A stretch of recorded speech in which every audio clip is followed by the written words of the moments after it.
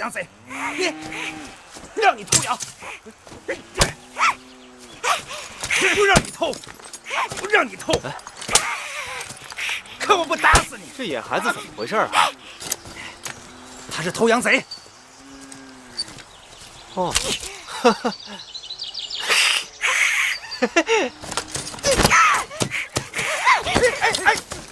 哎！你小狼崽子，你撒开！哎，啊！你给我撒开！小狼崽子，我看你真是不想活了！住手！你们也太毒了！这么小的孩子，你们居然下狠手！怪这草原上贼人太多，你看看他，这么点儿大的孩子，比狼崽子还凶。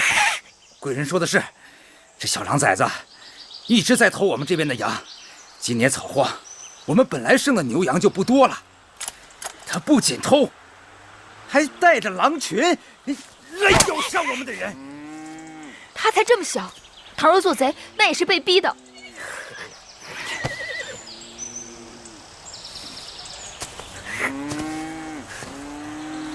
别怕，我不会伤害你的。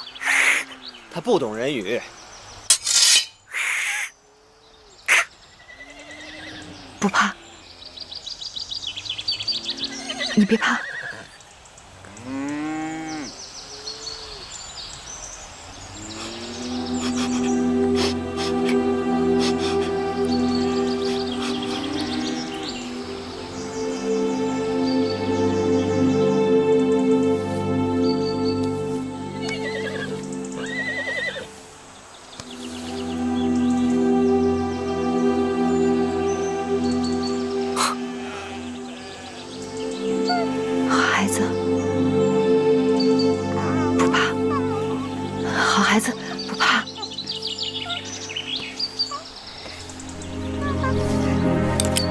我把这只簪子给你们，把它交给我吧。月公主这个簪子能抵过你们10倍的损失呢，还不赶快收下？多谢贵人，多谢贵人。哎，大伙都散了吧，快散了吧。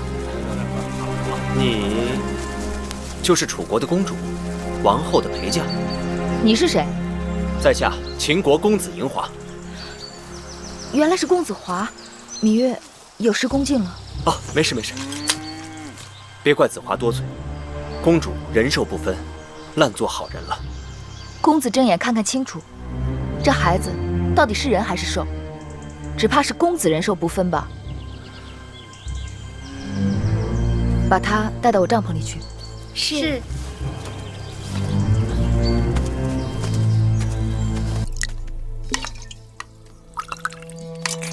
你饿吗？这里有热汤，还有烤饼。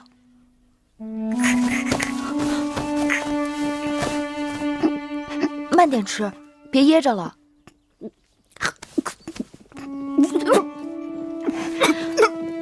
喝口汤吧。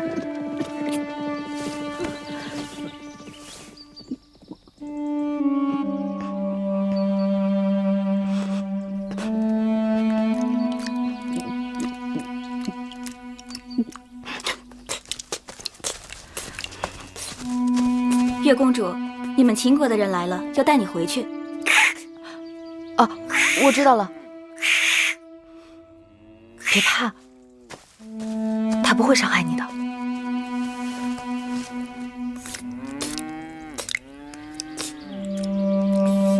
你知道我是谁吗？我是姐姐，你可以叫我姐姐。听说你救了个小狼崽儿，你还真挺像小狼的。你干嘛呀？你吓着他了。你怎么看上他了？他跟我弟弟一样大，我弟弟若是无人照顾，可能也会像他一样。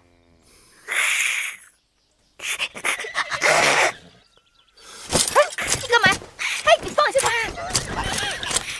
放开他！你轻点儿。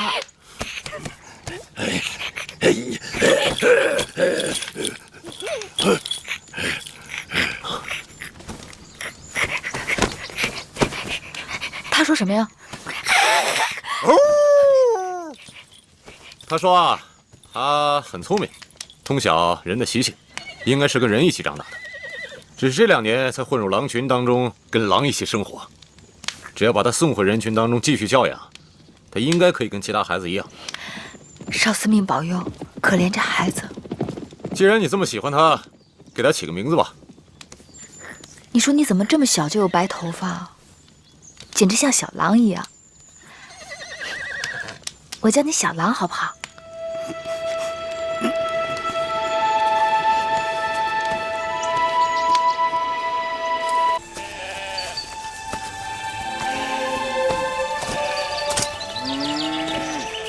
张仪拜见月公主。张子，真没想到秦王会把这差事派给了你。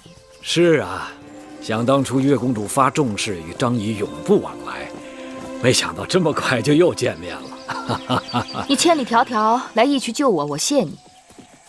但我也救过你，咱俩互不相欠。啊，不，我赎公主回去是分内之事，公主救我乃再造之恩，所以这辈子张仪都欠你的。回了咸阳进秦宫，说不定你和张仪还会经常见面的。张子错了，咸阳我会去的，但秦宫我是不会进的。月公主把话又说早了，身为陪嫁应妾进秦宫，理所当然。嗯。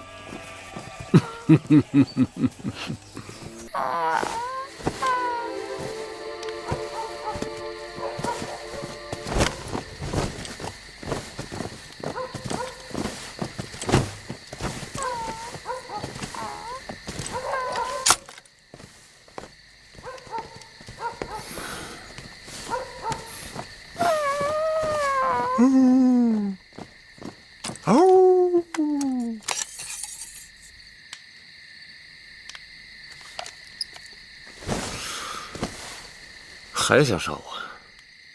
杀人是要靠机缘的。如果你还想杀我，就得祈祷长生天，让你我还能有机会再见面。既然已经做了一次好人，那不妨好人做到底，让小狼弟弟跟我走。这孩子是我们义渠的人，哼，他的事我做主。你想用小狼来要挟我？趁我还没改变主意，明日你们赶紧走人。虽然我们义渠人不会轻易为一个小女子让步，但是买卖做完了，又后悔的事情是有的。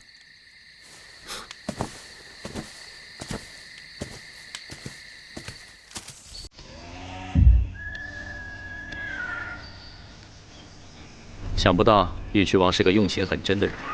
他说这些日子你在义渠骑的都是这匹黑马，所以赶紧把马带走。义渠王送公主骏马，他是用心良苦吧？马就是一匹马，听了公子这话，倒是让人觉得别有用心了。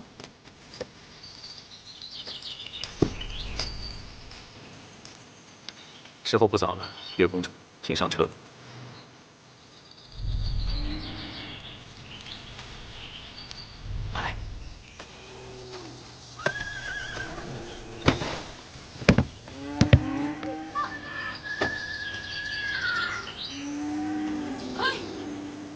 走吧。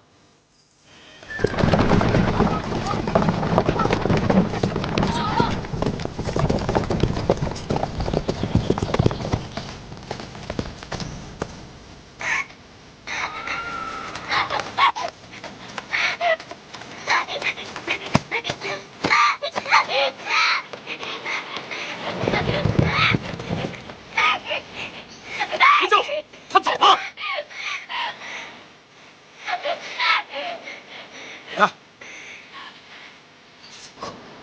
铁石心肠的女人，头也不回的就把你抛下来。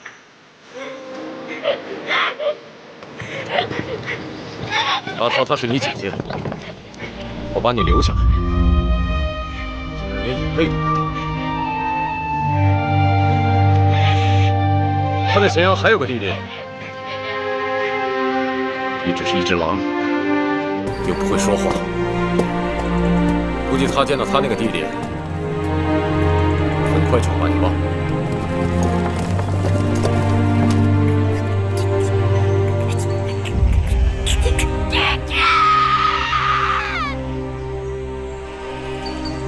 姐姐，小冉，姐姐，快姑，月儿，姐姐，别哭，姐姐这不回来了吗？姐姐，这些日子你一起劝我，我和灰姑都好担心你啊，姐姐。别怕，姐姐再也不会离开你们了。月儿，姐姐。天可怜见，你终于回来了，让你替我涉险，我真的过意不去。在那些粗俗的义渠人手中，一定是受尽折磨，生不如死。多谢姐姐也赎我回来。是大王派张仪赎你回来的，要谢就谢大王。大王若不是看在姐姐的份上，又能知道我是谁？我只谢姐姐便是。你我姐妹同气连枝，你要再这样谢我，反倒让我无地自容了。姐姐，有一件事情我必须要和你说，那就是子歇。当日危急之中，子歇为了救我，被打下了悬崖，至今生死不明。你们可有他的下落？那日，秦国的大良造公孙衍来了，我求他率部去救你，可惜还是没有追上义渠人。后来我们在驿馆安顿下来，又派人去收拾战场。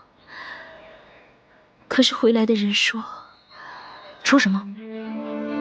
说许多尸体都被狼叼走了。他们只是在山崖下找到了公子燮残缺的衣裳。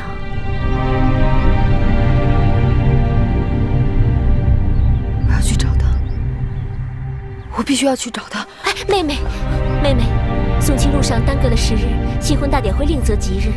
我让大王派人与你同去，快去快回。多谢姐姐。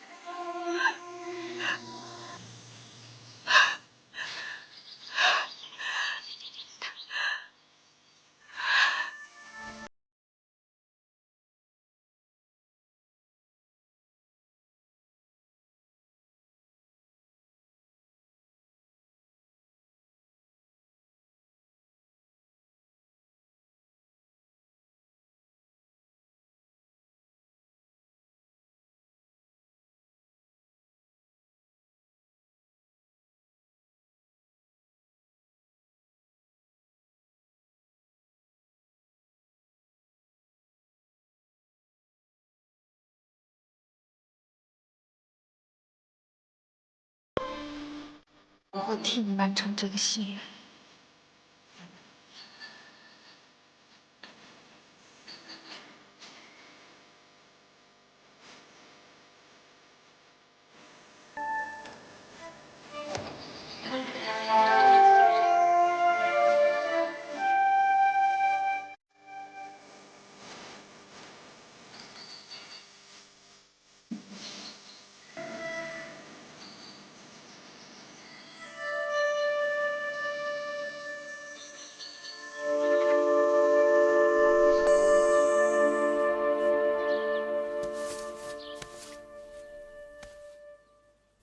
姐姐，我们明日走吗？明日早上起来就走，马车已经订好了。哎呀呀呀呀呀！竟然跟张仪连个招呼都不打，就把马车都订好了。看来月公主是要不辞而别喽。张子来了呀，奴婢给张子倒杯水。不用倒水，我是厚着脸皮不请自来的，他都不搭理我，还喝什么水呀？张子若不来，奴婢也要去张子府上一趟，谢张子搭救月公主之恩。魁姑不要谢我，这趟跑腿回来，舒公主已经给了我不少赏赐，秦王也对我青眼有加。你看月公主落难，反而成就了张仪，谁该谢谁呀？顶多也就算一个扯平了。张子说笑了，秦王和舒姐姐赏赐你，那是因为你的才华，什么扯平？面对张子，我只好大恩不言谢了。不扯平又如何？你就要带着你的弟弟走了，我找谁讨账？到时候我到哪里去讨账啊？张子，算账算得好清楚啊！你是用600车粮食换回来的宝贝，你一走，我跟雍瑞白跑一趟倒没什么，但这600车粮食糟蹋了。张子什么意思？留下你啊！留我？对呀，我要给你指出2条道，一条是光明平坦，另一条是曲折晦暗。此话怎讲？你明日就打算离开咸阳？准备怎么走啊？官道向北，出函谷关，先到赵国，再去齐国。啊，老子骑青牛出函谷关，羽化成仙了。月公主也要羽化一回。大征之时，四处战乱，孔夫子带着他的72弟子上街，差点饿死。你一个小女子，带着一老一小独自上路，哪有一点周全呢？且不说路上会遇到豺狼虎豹、敌戎贼寇，就算是遇到大军过境，你们的性命不也会轻易送掉吗？那如果此路是岸，哪有名落？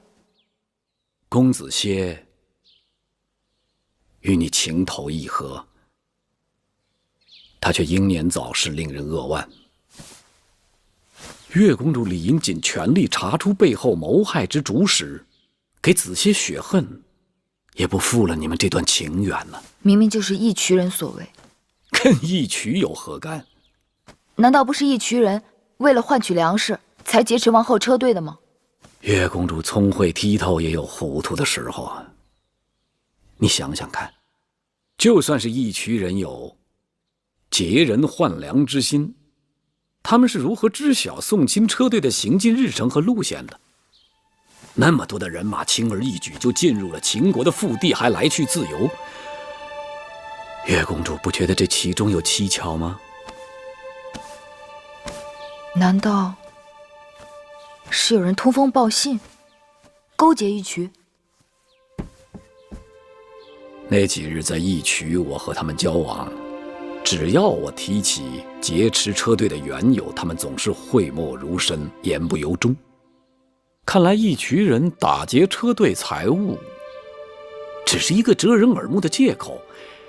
剑锋只怕是直指秦国的新王后。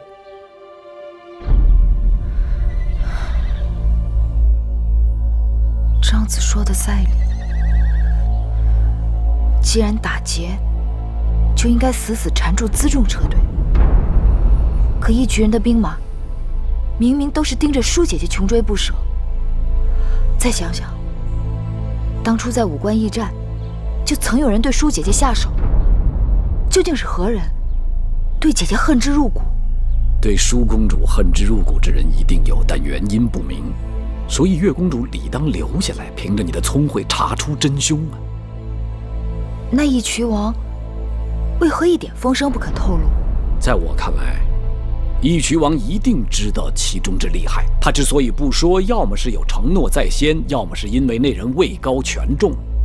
你们在武关驿馆逃走的那个下毒厨娘，一定有来龙去脉，受何人之命，跟何人联络，被谁庇护。舒公主如今跟秦王去讨公道，一无人证，二无物证，于是投毒下药之事就成了悬案。说不定在迎亲车队里还有他们的同党没有查出，才使得那厨娘下毒下得称心合手，跑路跑得无影无踪。你这一走，舒公主孤掌难鸣，那些人一定会在宫中兴风作浪，谋害舒公主。要是这样的话，那舒姐姐就性命攸关了。月儿，你可要想好了，我们这是好不容易离开楚宫那是非之地，你却又要进秦宫的虎狼之窝。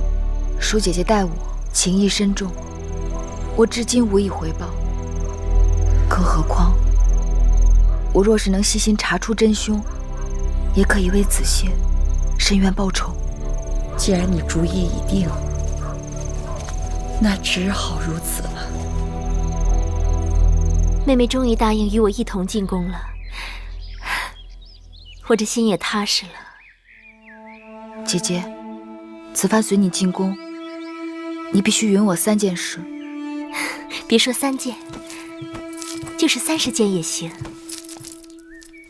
就3件。第一，小冉弟弟与我相依为命，请姐姐准我带着他，就当是多个小侍童，好不好？小事一桩。第二，我只在后宫协助姐姐，作为应试，万事皆是分内之事，可唯独不服侍大王。你不愿做大王的妃妾，这不妥。人争名位，如兽争食物。你没有名分，就没有地位；没有地位，就没有相应的衣食供养，就没有在这世上立足的根本。你不服侍大王，难道在宫里做一辈子老宫女不成？我不在意，只随我心。好吧，随你。日后你要想清楚了，我也可以再安排的。总之，不会亏了你。多谢姐姐。那第3件事情呢？姐姐，若有一日我遭遇不测，还请姐姐照顾小冉，善待魁姑。妹妹不要吓我，到底怎么了？详情，姐姐还是不知晓为好。妹妹到这时还说这样的话，你我同坐一条船，知不知晓有何区别？哎呀，妹妹别再让我着急了。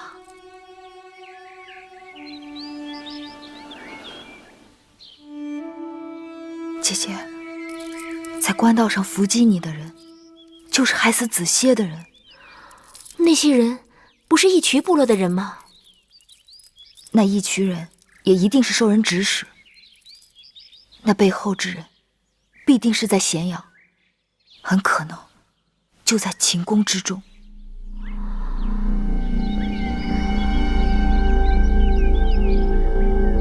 这是大事，可如何是好？所以我要随你进宫，查出真凶，为子歇报仇。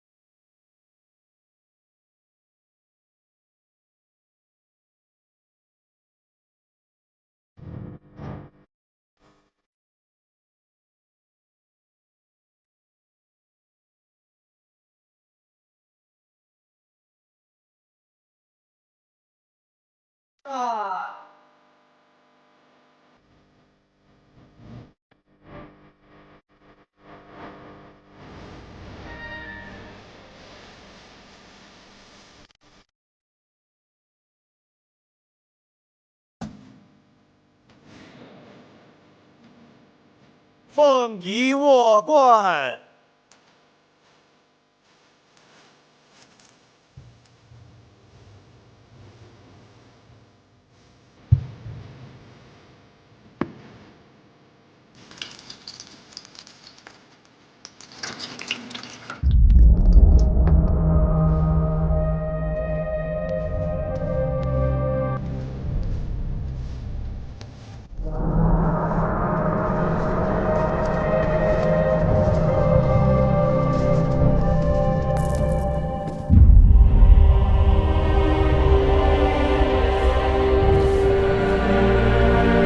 大婚礼仪，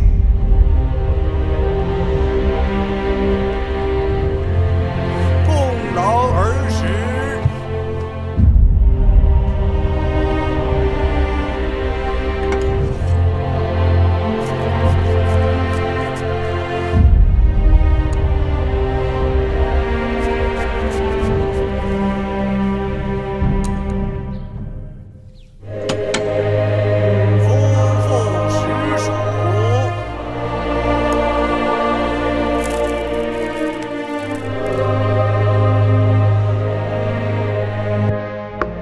银昌，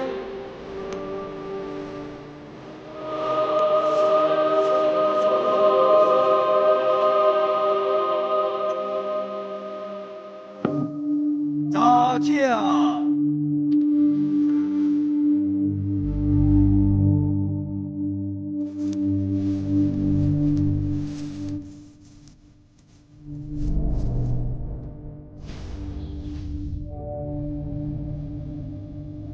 十里地，耶！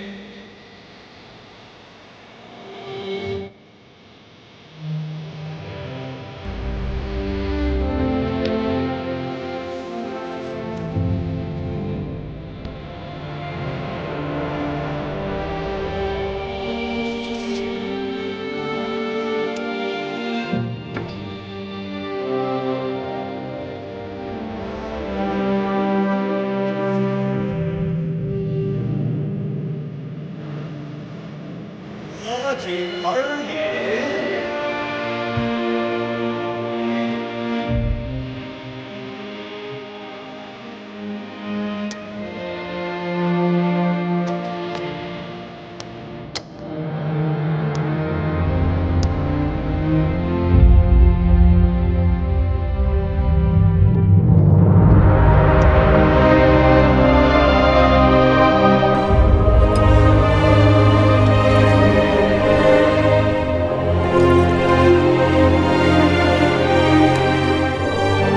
妾身未言，敬请王后饮合卺酒。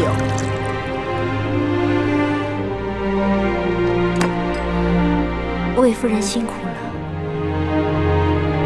大王，请饮合卺酒。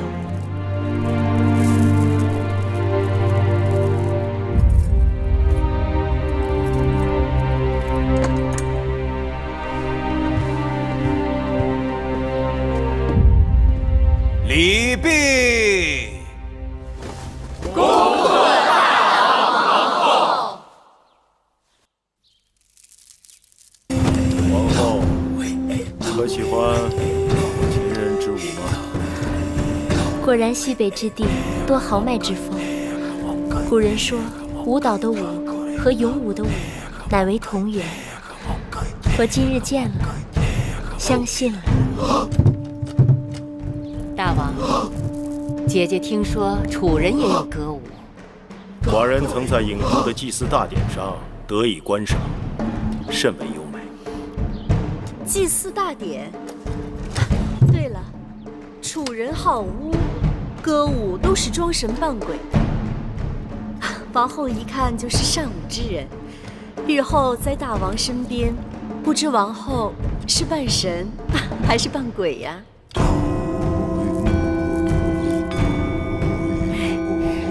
据我所知，秦人也是敬重鬼神的。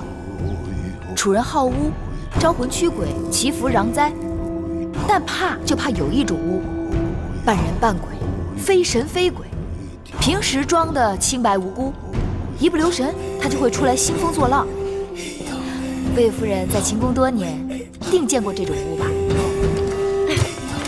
你越这么说，妾身可就摸不着头脑了。魏夫人聪明，慢慢想就知道啦。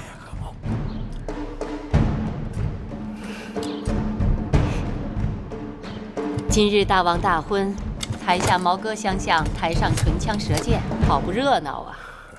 让姐姐看笑话了。秦人好武，只要不要把这比武变成比武就行。芈月只是想告诉大王，其实楚人与秦人一样善歌舞，秦国有武士之舞，楚国有女妓之蹈。既然殿上已经有了武士之舞，那就望大王允许，请楚女献上楚国的山鬼之舞。准。献山鬼之舞。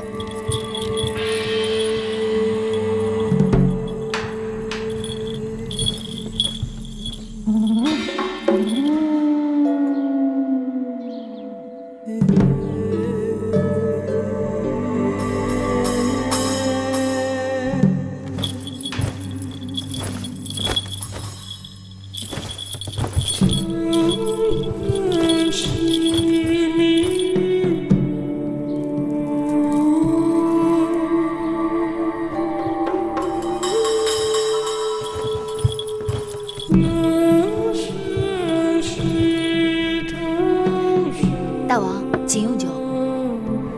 小丫头，口舌伶俐啊。是，大王。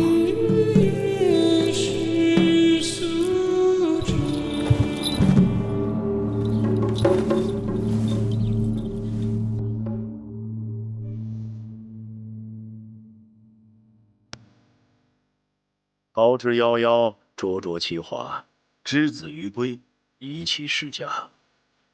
舒儿，从今日起，你不再是楚国公主，而是我秦国王后。大王，这是你在秦国的身份，好好珍重。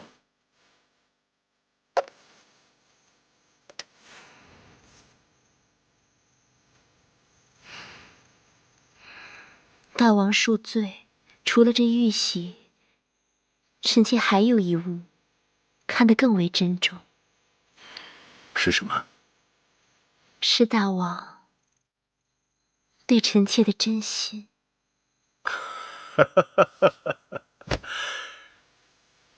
舒儿贤惠美貌，寡人对你一见倾心。只是不知舒儿何时何地对寡人有意啊？其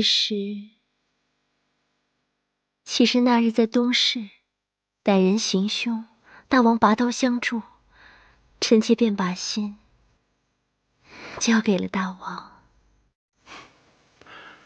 既然如此，寡人定不负你。你新入宫，本该住交房殿，但那里自先王后去世，已久无人居住，需要整修，所以暂且在清凉殿住一阵子。此刻，寡人有几句话你要记住。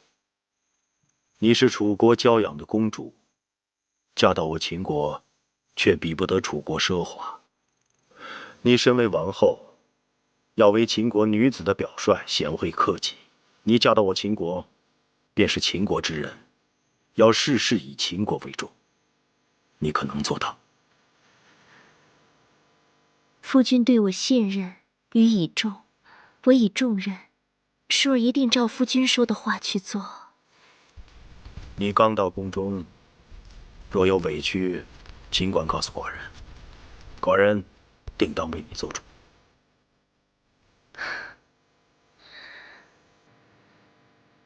臣妾一来就掌管后宫，说不定会招人嫉恨。臣妾寡人最讨厌后宫妇人之间那些小肚鸡肠、狐媚妖宠、勾心斗角的事情。我的舒儿高雅脱俗，定不会像他们那些人一样，让他们知难而退就行了。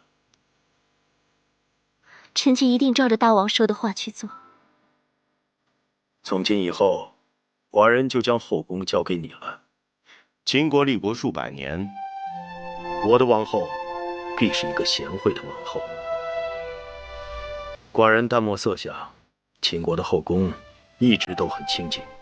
如今列国纷争，你死我活，朝堂上的事已经让寡人非常劳心。王淑儿能给寡人一个和睦的后宫，淑儿可能做到。臣妾定不让大王受后宫纷扰。寡人就知道没有娶错王后。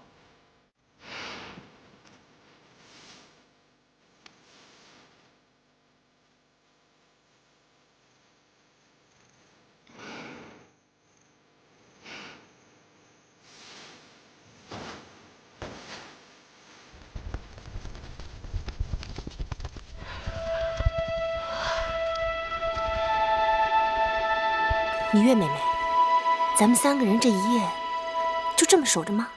嘘。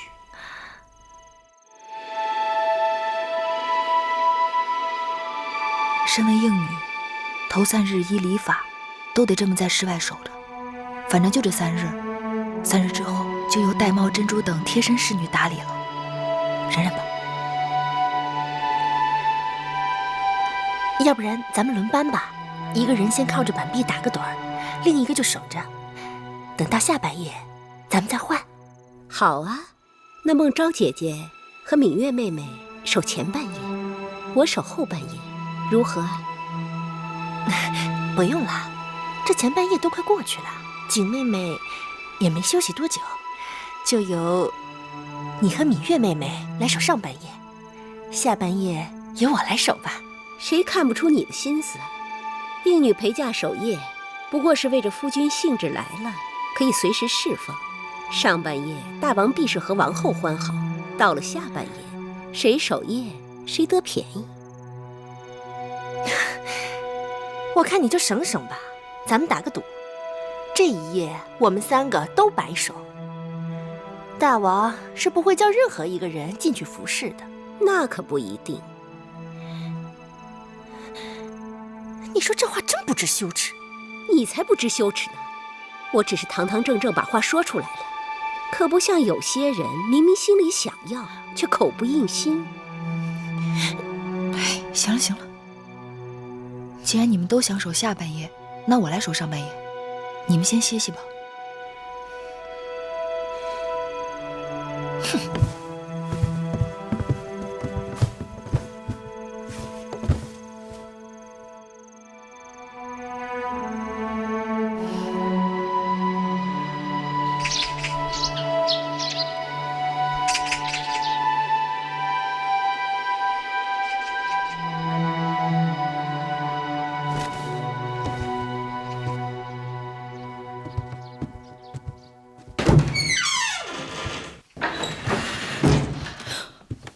大王，大王您醒了。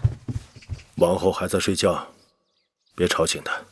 大王可要更衣洗漱，奴婢这就去叫人。不必了。母监，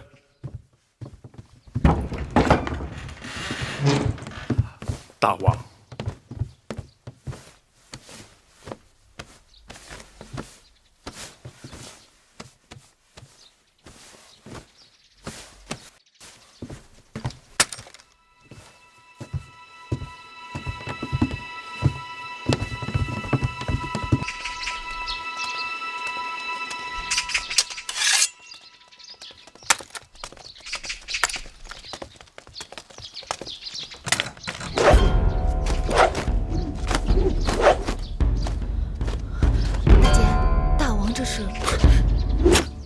大王历来是4更习武，5更上阵。可这是大王大婚呢。芈月有所不知，大王又不是第一次当官，过去也是这样。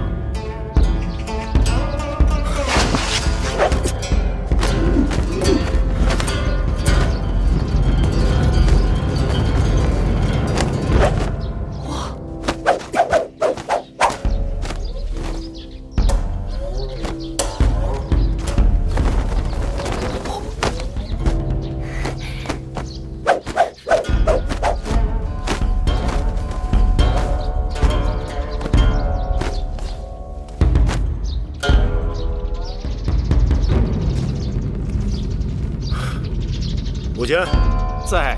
盾牌。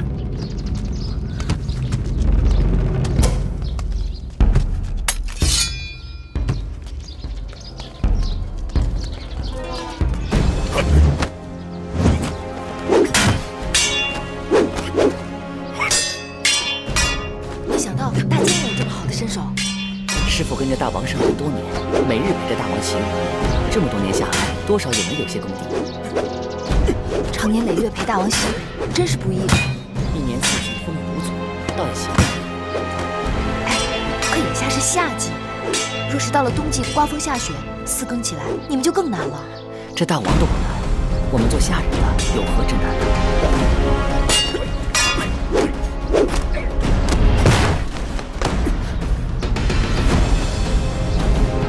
劳奴僭越了，无妨，再来。是。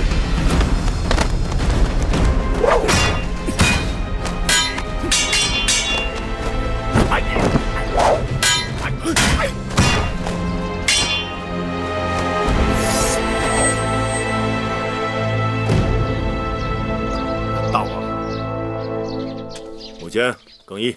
是。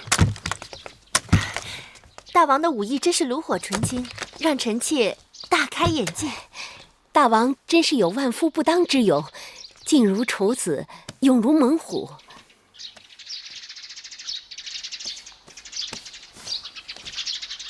小丫头，王后还没醒，你该陪她多睡一会儿。是，大王。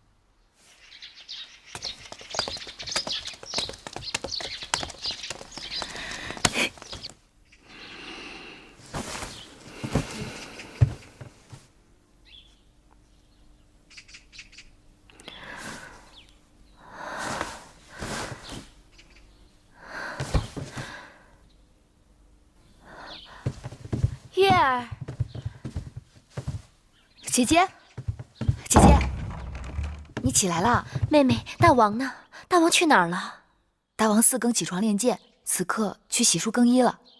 哦，那妹妹怎么不叫醒我啊？大王体贴，说让你多睡一会儿。来到咸阳，嫁入秦宫，按理说我该心满意足，但我心里却更是七上八下的。昨日本想与大王说及无关有人下毒之事，但显然大王不喜后宫有人明争暗斗，只好忍了下来。姐姐别急，以后日子还长着呢。唉，算了，不睡了。即使大王体贴我，但身为王后，更该服侍大王才是。你们快帮我洗漱更衣吧。是。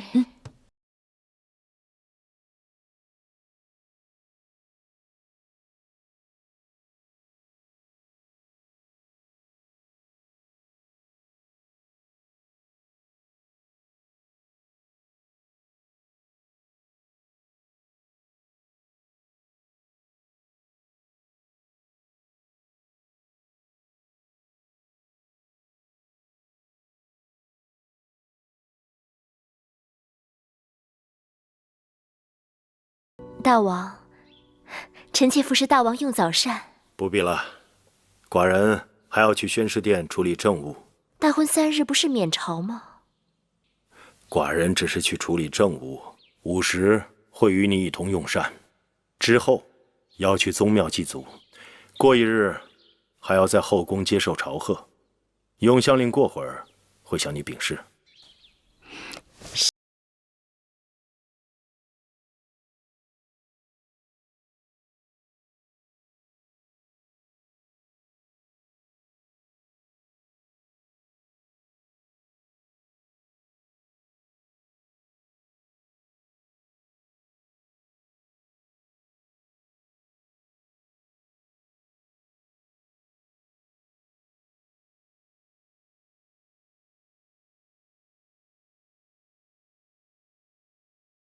一损俱损，不懂之处问魁姑便是。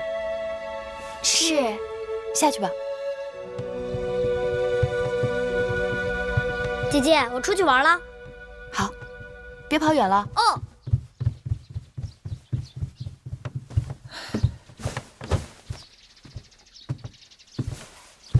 魁姑心里一定怪我。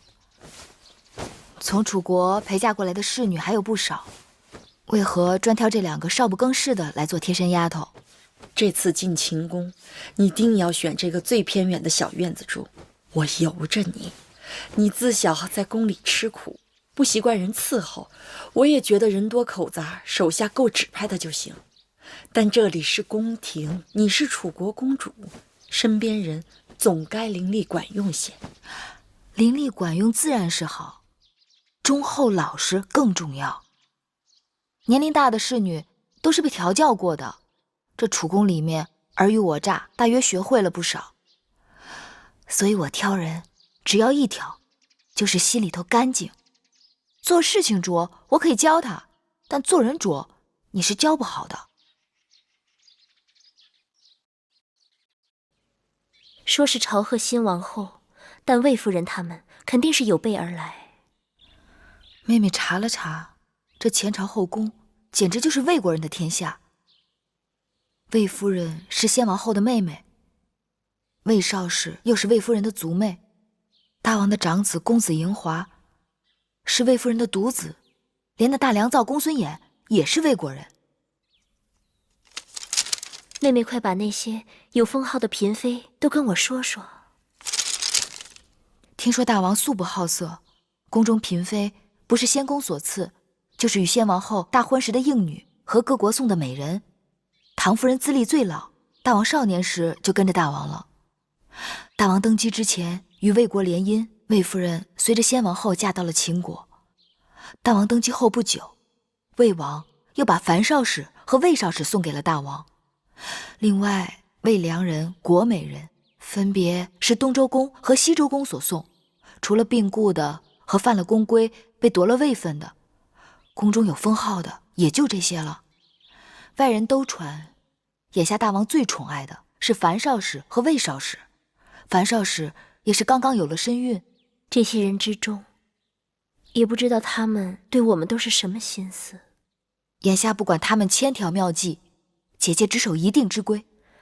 赏赐的东西我有准备，姑姑，去把那东西拿来。是。珍珠。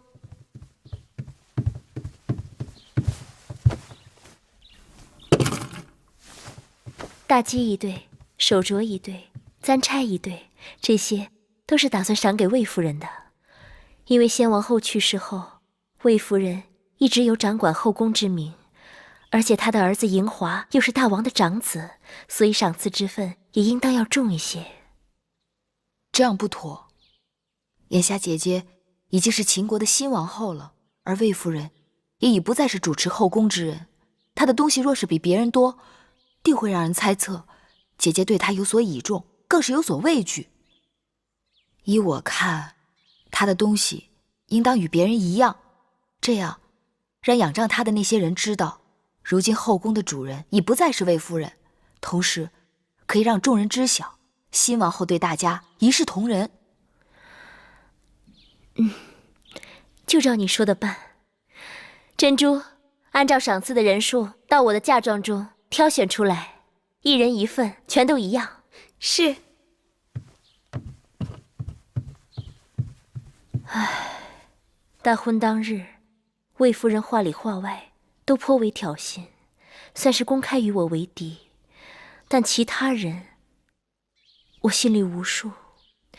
听说那个国美人艳冠后宫，当年入宫3日，就被大王封为了美人。宫中永远不缺美人，姐姐不必惧她，倒可以好好安慰她。至于那些相貌平平、头脑却不平平的人，姐姐倒是要好好留意。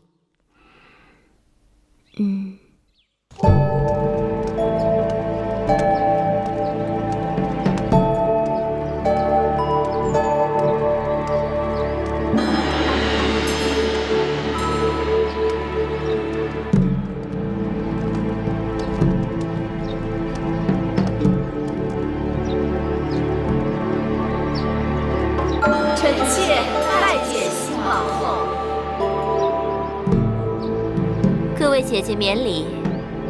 谢王后。臣妾恭迎新王后入殿。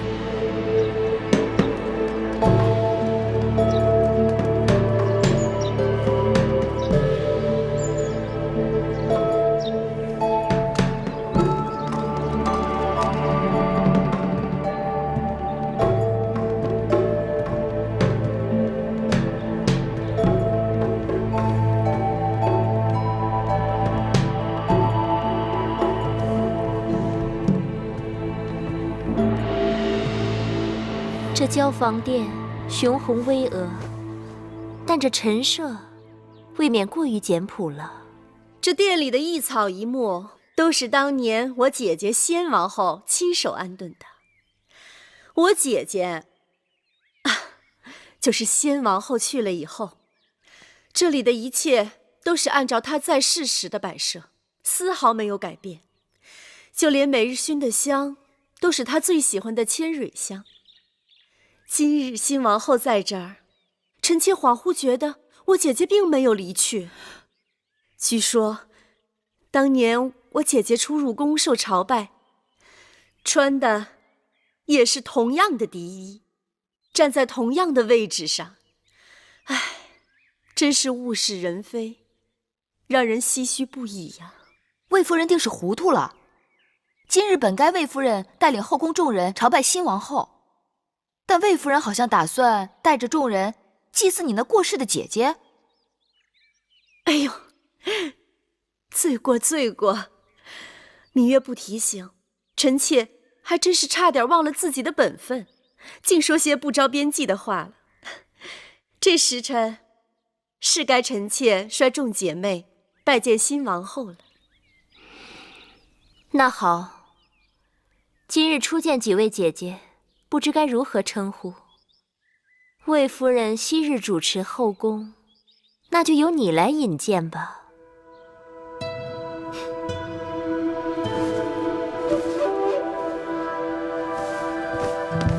臣妾魏氏拜见王后。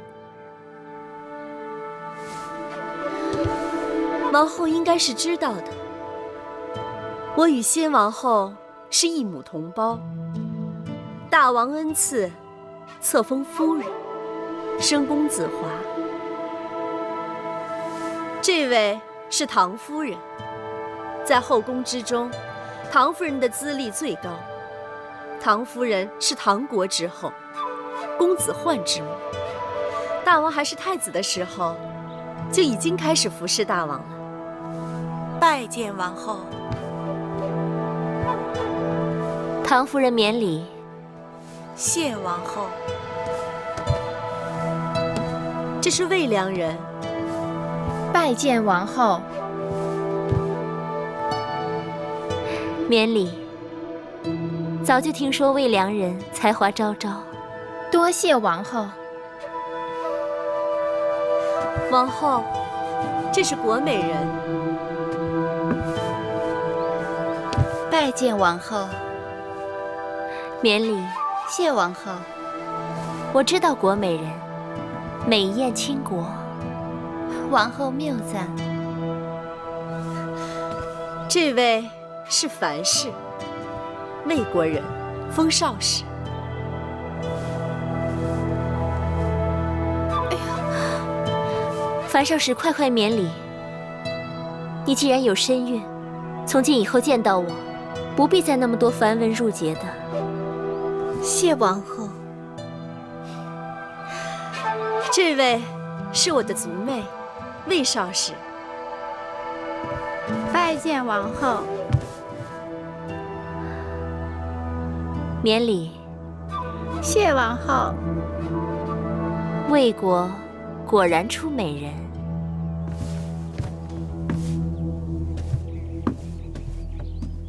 好了，这是我的几个妹妹，也来见过各位姐姐。这是芈月，是我同父的妹妹。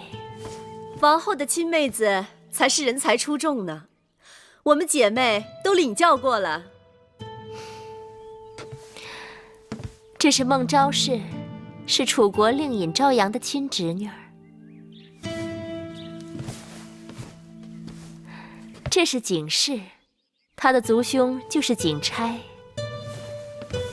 景差善赋，列国皆知。玳瑁姑姑，把东西端上来。是。今日与众姐妹初次见面，每人机钗一对，镯子一对，簪耳一副，锦缎2匹，诸公子书简一卷，笔墨刀砚一副。谢王后。谢王后赏赐。只是魏夫人和我们众姐妹的赏赐一样多，实在是不妥。有何不妥？王后初来乍到，恐怕不太清楚这其中的缘由。魏夫人主持后宫多年，不管是先王后在世时，还是大王平日里赏赐，魏姐姐都和我们众姐妹绝非一样。那照着魏少使的心思，这赏赐的该多了还是该少了？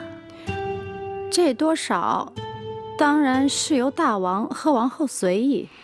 这话就对了，多与少都是大王和王后随意，而不是别人讨要的。所以，今日的见面礼，没什么不妥的。王后与众姐妹寒暄多时，一定口渴了。来人，敬茶。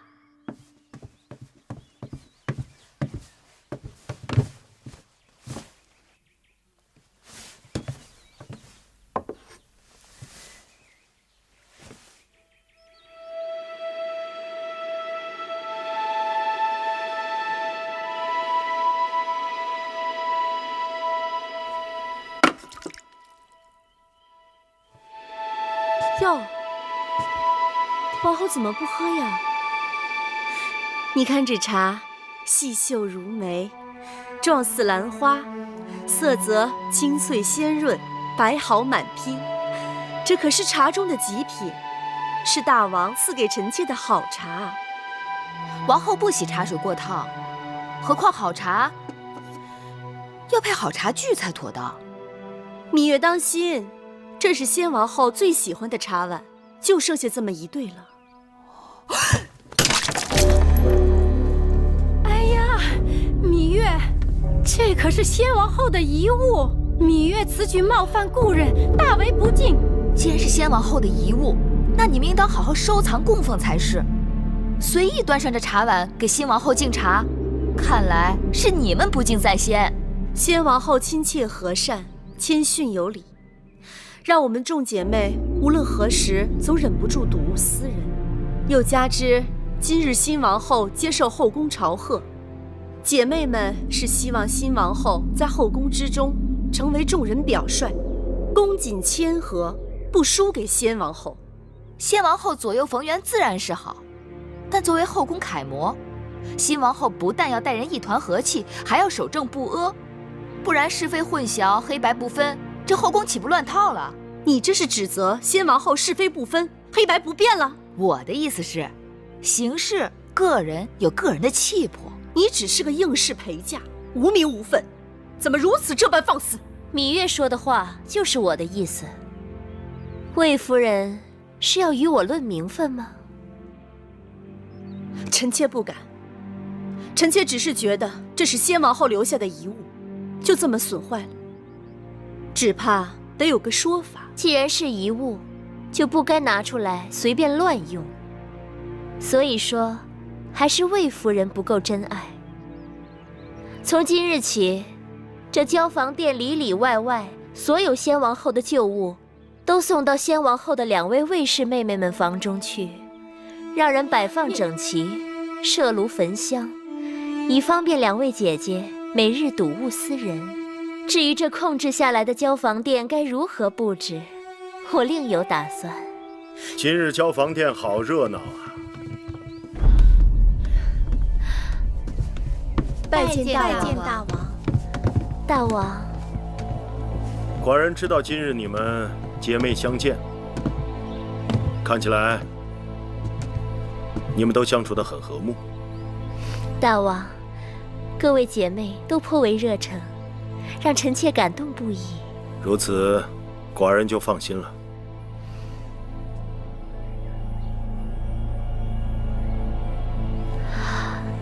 大王，两位卫士姐姐向臣妾述说了他们对先王后的思念之情，臣妾想请大王恩准，将这交房殿先王后所遗留下来的东西，都赐给两位姐姐保管。这交房殿久无人居，臣妾想重新整修布置一番，也让大王看个新鲜。你是寡人的王后，这些许小事，你自己做主便是。是，大王这么说，臣妾就安心了。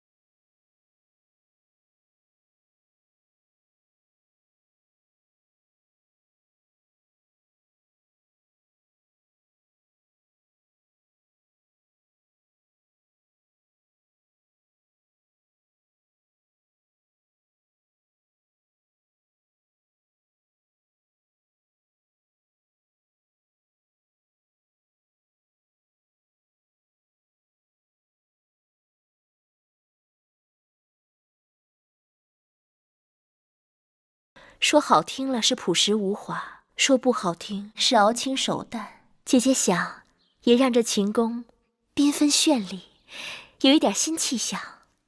对，那姐姐不妨把楚国带来的丝绸锦缎给各宫的嫔妃们送些过去，再让宫里的缝纫绣娘给他们和他们的应试，以及他们身边的宫女们多做些新装。另外，既然姐姐要重新修整交房殿，那不如里里外外都按照姐姐喜好的楚风来陈设，让人耳目一新，有另一番天地。哼，别提了，这里简直就是魏夫人的天下。你看各宫嫔妃在魏夫人面前低眉顺眼、曲意奉承的样子。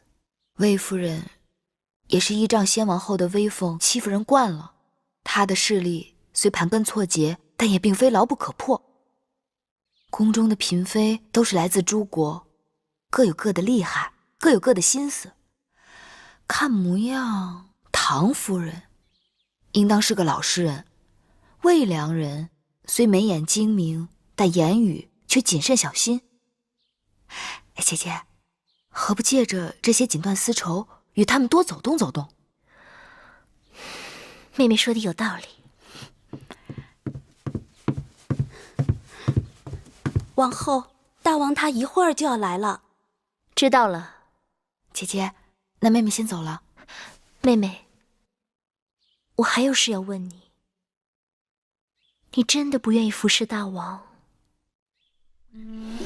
姐姐一定知道，庄子曾经说过一个故事。楚国有一只神龟，已死3000年。楚王以锦缎竹匣藏神龟于庙堂之上。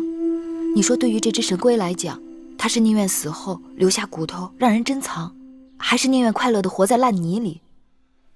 妹妹胸无大志，只想做一只泥土中的乌龟。望姐姐允许，3年之后，让我带着葵姑和小冉离开秦宫。人各有志，不可勉强。只是妹妹明珠暗投了。姐姐快些梳洗打扮吧，我先告退了。